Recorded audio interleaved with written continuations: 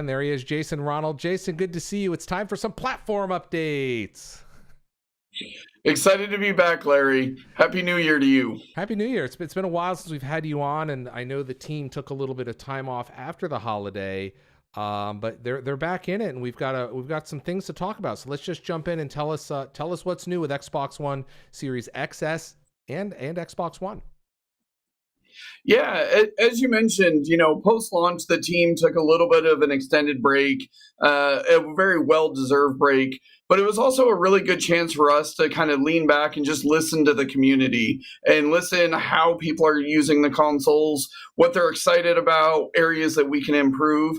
And as you said, now that the team's back, we're starting to release a series of updates, and we just released an update earlier this week, really addressing some of the feedback from the community. One area that we really focused on was at launch, we had to disable quick resume on some titles in the launch window. Yeah. The team's been working really hard to be able to re-enable those titles so that people are getting that great quick resume experience on all the titles that people are playing.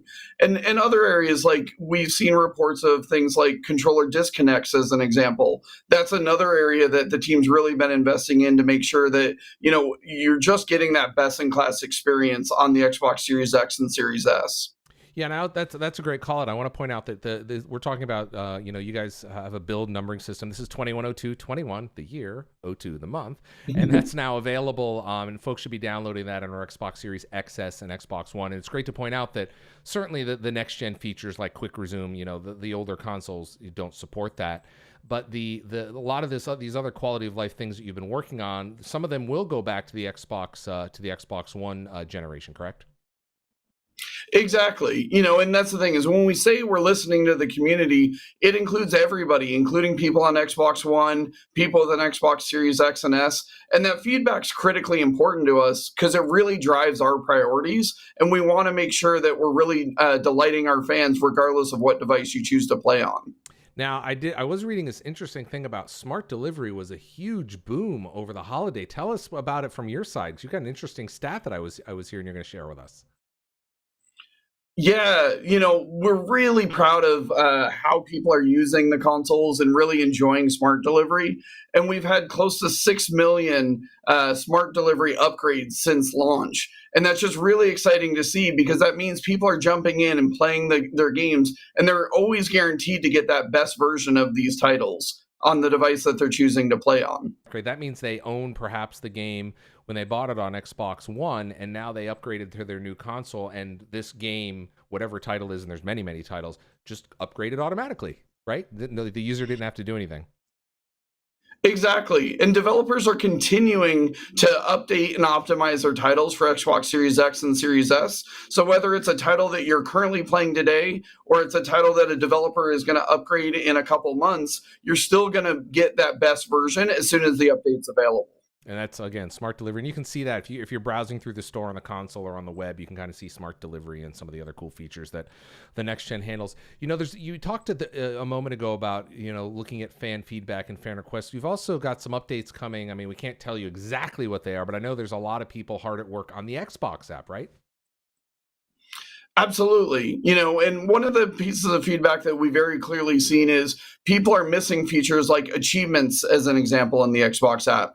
Right. So over the coming months, we're going to be updating the Xbox mobile app to add things like achievements. And then other areas that we're really focused on as we think about the console experiences, we've listened to the feedback about improvements to broadcasting, as an example. Another thing is the sharing experience and the quality of things like game DVR. And then I mentioned earlier about enabling quick resume for even more titles since launch. We've also seen the feedback about people want more understanding of how quick resume works and more control over the experience. So these are all areas that are really high priorities for us as we're looking at future updates over the coming months.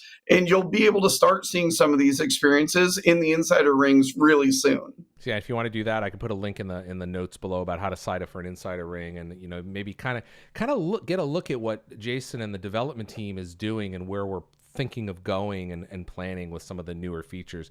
I know that there's just so much activity, and the team has come back after this holiday and kind of looked at, we launched consoles, not just one, but 2 consoles, and they're going very, very well, and millions of people are out there playing, but there's so much more work to do. Tell me a little bit about, kind of what's going on in the future. Give us a hint about the look ahead, will you? Yeah, I mean, as a team, we're just really excited by this initial response from fans all around the world. And, at launch, we say it all the time internally. This is really just the beginning. We've got a lot of really exciting things that are coming down the pipeline over the coming months and over the coming years. We're also partnering really closely with key game developers from all across the industry to really take full advantage of all the next gen capabilities that we've put in the Xbox Series X and Series S. And we really are excited as we get further into the year and closer to this holiday to start sharing more of the details about what's in development and how you can really take advantage of these next gen platforms. Yeah, there's a lot coming. I mean, we can't really say too much. You kind of did there, but I know that that's one of the things that keeps me so excited. I have a console here. It's not this one, but I have another console that's on our take home, and you guys are pushing builds every day to me. Trust me, my bandwidth cap tells me that.